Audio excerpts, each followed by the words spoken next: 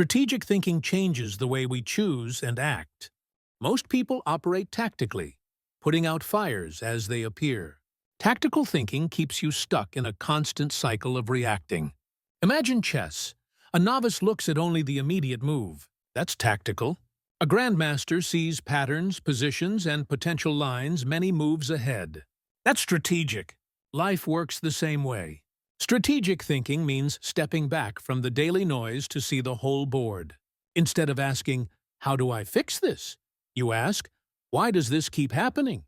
Instead of, "What should I do today?" you ask, "Where do I want to be in 5 years?" Here's the key. Strategic thinking isn't a rare talent. It's a trainable skill. It's like a muscle you can strengthen. Every time you pause before reacting, consider long-term effects and look for patterns rather than isolated incidents. You're building that muscle. The gap between high achievers and everyone else isn't luck or innate brilliance. It's their ability to think strategically. They don't just respond to life, they architect it. They don't only fix problems, they prevent them. They don't simply accept opportunities, they manufacture them. Starting now, you'll learn to move from tactical to strategic. This isn't a minor upgrade. It's the master capability that elevates every other area of your life. Chapter 1. Personal Strategic Analysis. Now that you grasp strategic thinking, aim that lens at yourself. Personal strategic analysis isn't just a self-check. It's like having a high-resolution map of your life. Think of yourself as the CEO of your own enterprise. Every CEO needs clarity on strengths, weaknesses, opportunities, and threats. So do you. Here's where it gets interesting. Most people define strengths too narrowly. I'm good at math, or I'm creative. Creativity isn't just art. It's seeing solutions where others see roadblocks. Math isn't only numbers. It's decoding complex systems. Start by reviewing past wins. Don't just list them. Spot the themes. Did you succeed because you thought differently, persisted longer, or connected ideas others overlooked? Then evaluate your challenges, not as failures, but as feedback. Every stumble reveals something about your current approach. The aim isn't self-judgment, it's understanding your personal operating system.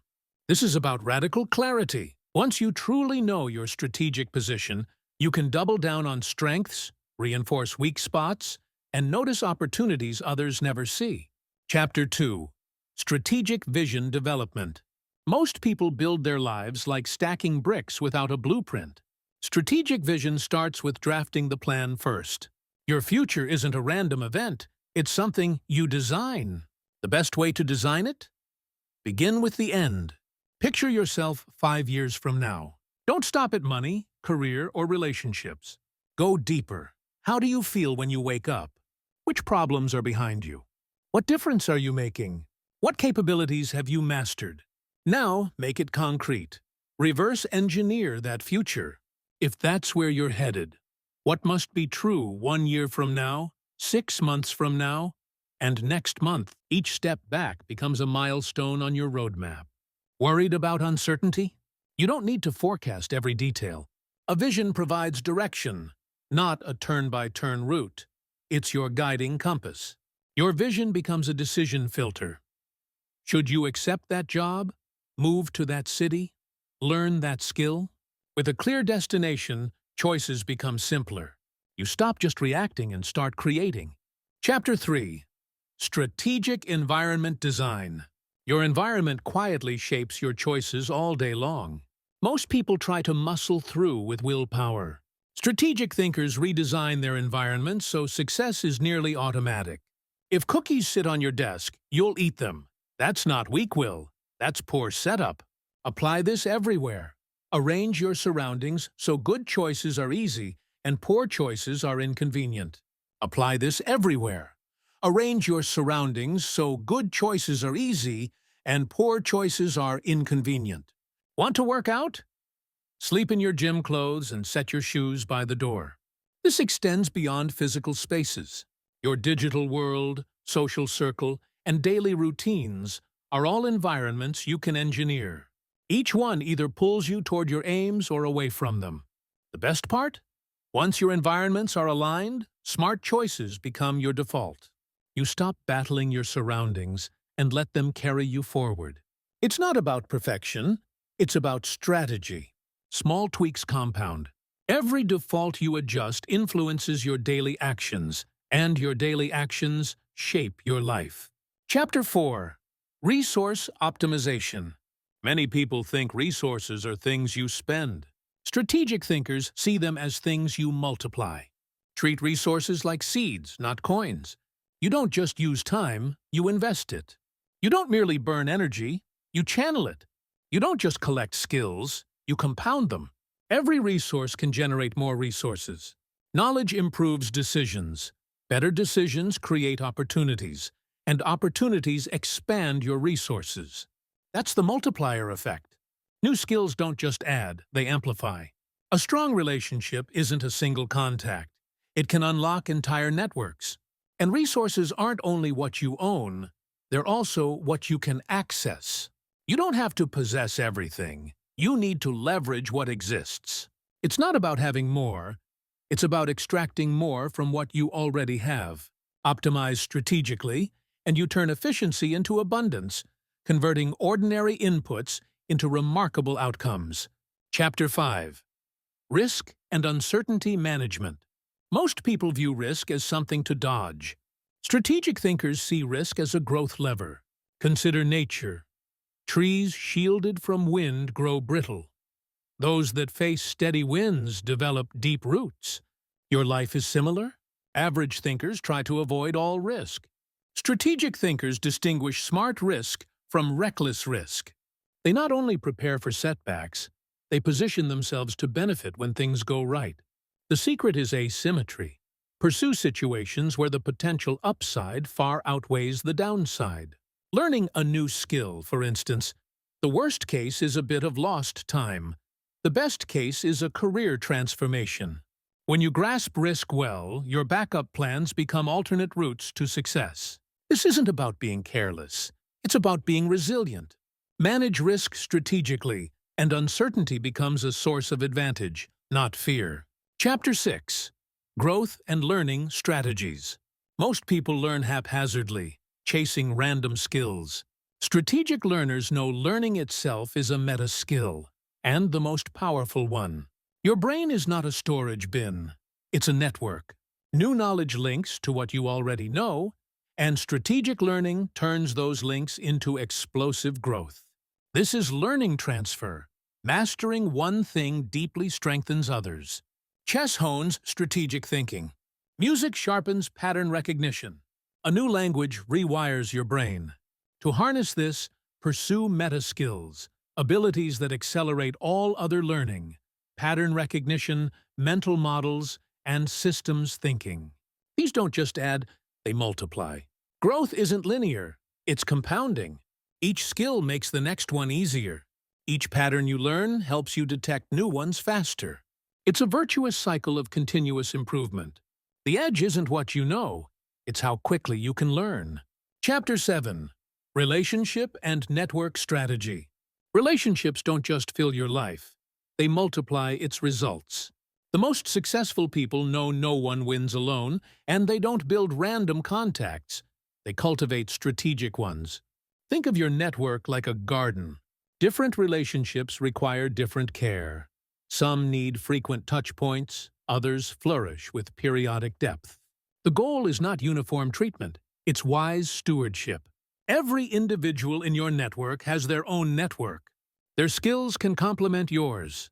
Their viewpoints can broaden your thinking. The magic grows when you connect people to each other. Your network starts compounding. The strategy is simple. Lead with value. Be the person who introduces, supports, and shares. When you consistently create value, opportunities boomerang back. Strong networks aren't transactional. They're transformational. Don't just ask what others can do for you. Ask how you can help them evolve and grow alongside them. Your network is a living ecosystem of ideas, opportunities, and support. Built strategically, it becomes a force multiplier for everything you aim to achieve. Chapter 8. Career and Work Strategy. Old career playbooks are outdated. Working hard and waiting for a promotion isn't a plan. It's a frustration loop. Strategic careers are different. Treat your career like chess. Most people think one move ahead, the next job, the next title. Strategic players think in positions and patterns. They engineer scenarios where multiple good outcomes are possible. Every skill you gain, relationship you build, and project you ship isn't just a line on a resume. It's an asset that continues to pay you. Your objective isn't only to do good work. It's to be placed where good work compounds. Build a career moat, a blend of rare skills, strong relationships, and a trusted reputation that makes you not just valuable, but hard to replace. With a moat, opportunities come to you. You stop merely competing and start choosing. And here's the leap. Your career isn't a ladder. It's a platform. Each role should provide three things: stackable skills, relationships that deepen, and chances to create visible impact. This isn't about office politics. It's about being so excellent they can't ignore you, and so strategic they can't swap you out. When you position your career strategically, success becomes the natural outcome of where and how you operate. Chapter 9. Financial Strategy Integration. Money isn't ultimately about currency. It's about freedom, of time, of choice, of impact. The real power of financial strategy isn't what money can buy, it's what it can build. Treat money like water in a garden. Don't splash it randomly. Design systems that direct it to nurture growth. Every dollar should either reduce downside or create upside. Most people obsess over saving. Strategic thinkers focus on deploying capital. Financial strategy isn't only about increasing wealth, it's about increasing your capacity to generate it. When you invest in skills, relationships, or ventures that produce returns, you aren't just spending, you're constructing engines of income. Tie every financial move to your broader life strategy. Buying a home? Consider location and leverage. Starting a business? Think skill building and value creation. Taking a job? Calculate the learning dividend. Money becomes a tool for building your designed life, not a score to tally. Here's the breakthrough. Financial freedom isn't a single number. It's a system. Build multiple streams of value, accumulate assets that work while you sleep, and design your life so income becomes progressively more automatic. This isn't about quick riches. It's about durable wealth. Wealth that compounds, creates options, and lets you choose impact over necessity. Integrate money with your life strategy, and it stops being the end. It becomes the means. Chapter 10. Health and Energy Strategy. Health isn't just one slice of life. It's the base everything rests on. Your energy level influences every decision, interaction, and pursuit. Most people get it backwards. They trade health for success, when health is success. Energy management is different from time management. You can't make more hours, but you can generate more energy. And with more energy, every hour yields more. Energy goes beyond diet and workouts. It's also recovery, stress regulation, sleep quality, and even breathing. Each dimension can drain or amplify your energy. Turn them into force multipliers. Treat energy like investment capital. Every day you choose where to allocate it. Some activities are energy sinks. Others are energy-producing assets that pay you back. Build a portfolio of habits that yields net energy. When you optimize energy, you don't just feel better. You enhance your overall performance. Better energy leads to sharper decisions, stronger relationships, clearer thinking, and faster bounce back from setbacks. This isn't about fanaticism. It's about being strategic with your most critical resource. Build health and energy deliberately, and everything else becomes not only attainable but easier. That's true leverage. Chapter 11. Time and Focus Strategy. Time isn't just passing. It flows through the channels you design. Everyone gets 24 hours, but strategic time management is about directing attention and maximizing impact, not cramming more tasks into the day. Productivity is leverage, not speed. One focused hour of strategic work can surpass a week of scattered effort. The goal isn't harder work, it's deeper work. Think of your attention as a laser. Diffused, it barely marks the surface. Concentrated, it cuts steel. Deep work isn't merely concentration. It's operating in a state where your abilities multiply, where 1 hour feels like 4 and hard problems become tractable. Make it practical. Identify your prime hours, the times when your mind is sharpest. Guard them as if they're worth $1,000 each, because they are. Then engineer your environment so deep focus is the default. Eliminate distractions in advance and create cues that pull you into flow. The payoff is transformative. Master deep focus, and you not only accomplish more, you accomplish what others deem impossible. Knotted problems unravel, insights appear, skills accelerate. Time starts working for you. You're not a time robot. You're creating zones of such intense focus that time feels elastic.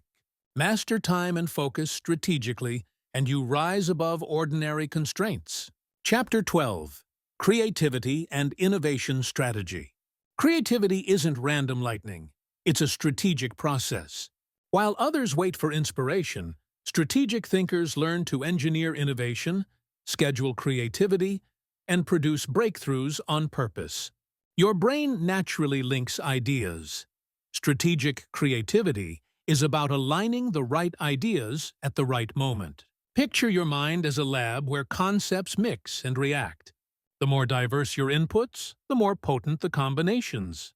That's why big breakthroughs often come from blending ideas across unrelated fields. The transformation comes from systems. Rather than conjuring something from nothing, you train yourself to spot patterns others overlook, build capture systems for insights, and design environments that spark ideas. Constraints become launchpads. Problems become prompts. The core tactic is creative cross-pollination.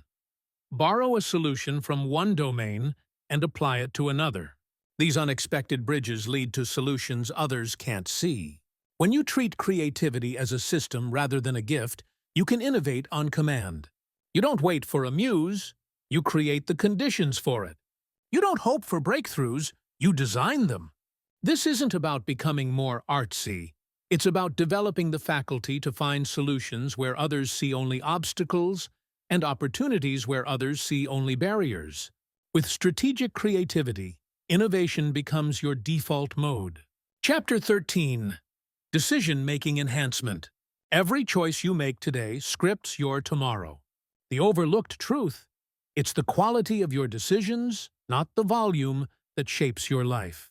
Think of your mind as a decision lab. Each choice is an experiment. Strategic decision-makers learn not only from outcomes, but from the decision process itself. They know that how you decide often matters more than what you decide. Understand the architecture of choices and patterns emerge. You start spotting traps before you fall into them and recognizing opportunities others miss. Each decision becomes a chance to upgrade your entire decision system. The method is decision stacking. Make choices that set you up for even better choices later. Like chess, thinking several moves ahead. You're not just resolving today's issue. You're creating tomorrow's options. It's not about predicting the future. It's about crafting positions that perform well across many futures. Improve your decision process, and you don't just choose better. You become a better thinker. Each decision gains clarity, complexity becomes manageable, and uncertainty becomes navigable. This isn't about erasing mistakes. It's about building a system that learns and strengthens with every choice, turning uncertainty from a threat into an ally. Master strategic decision-making, and you'll naturally choose better paths. Finally, none of this is abstract theory. It's a complete framework for reshaping your life. Strategic thinking isn't a single skill. It's the master capability that upgrades every other skill you have.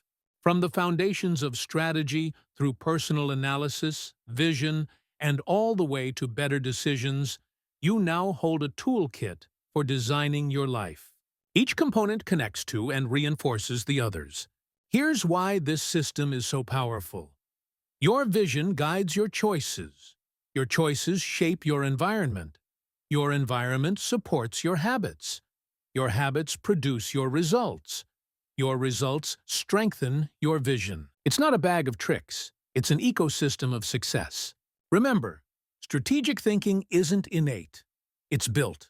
One decision at a time, one insight at a time, one action at a time. Every moment you zoom out for perspective, align a choice with your vision, or create a system instead of relying on willpower, you reinforce your strategic muscle. Starting now, you can let life happen to you, or you can design the life you want. Strategic thinking isn't about foretelling the future. It's about making it.